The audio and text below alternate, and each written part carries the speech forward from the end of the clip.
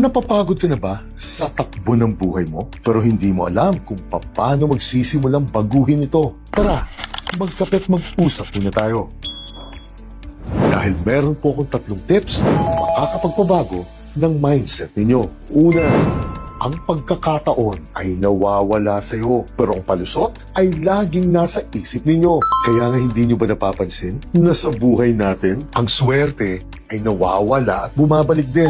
Pero kung mahilig ka magdahilan, hindi kayo mawawalan ng mga palusot na sasabihin. At ito ang una kong maipapayo sa inyo. Hindi lahat ng tao ay nabibigyan ng swerte o ng pagkakataon sa buhay nito. Kaya kung pinalad kayo at nagkaroon kayo ng pagkakataong baguhin ang landas ng buhay ninyo, huwag niyo itong sasayangin at sunggaban niyo kaagad ito. At huwag niyo nang pakikinggan ang karaniwang mga palusot na bumubulong sa iyo. Yung baka hindi ka pa handa na gawin ito, o kung paano kung pumalpa ka at mapahiya ka lang sa ibang tao. Ang pangalawa, sa tuwing nadadapa kayo, 2 bagay lang ang laging bubukol sa inyo. Ang aktual na pagkadapa ninyo at ang magiging reaksyon ninyo dahil dito.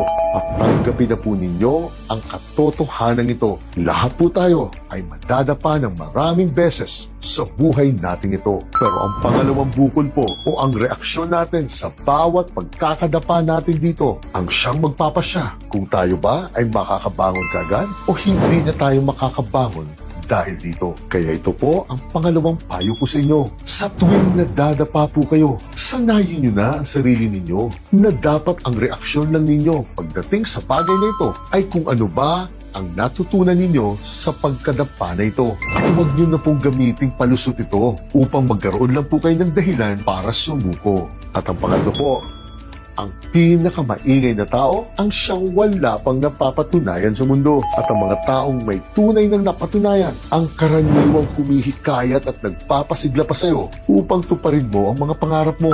Dahil bukod po sa nauunawaan nito ang pinagdadaanan ninyo, dahil nga pinagdaanan na rin nila ito, alam na rin po ng mga taong ito na ang pagtupad sa sariling pangarap mo ay kailanman ay hindi magiging kabawasan sa pagtupad ng pangarap ng ibang tao. Kaya ito po ang huling payo ko. Kung napapaligiran pa rin kayo ng mga taong walang ibang magawa, kung di punahin, pintasan o may masabi lang, sa pilit na pagsusumikap mo, baka napapanahon na po na maghanap kayo ng ibang grupo. Ang grupong mas maiintindihan ang pinagdadaanan ninyo.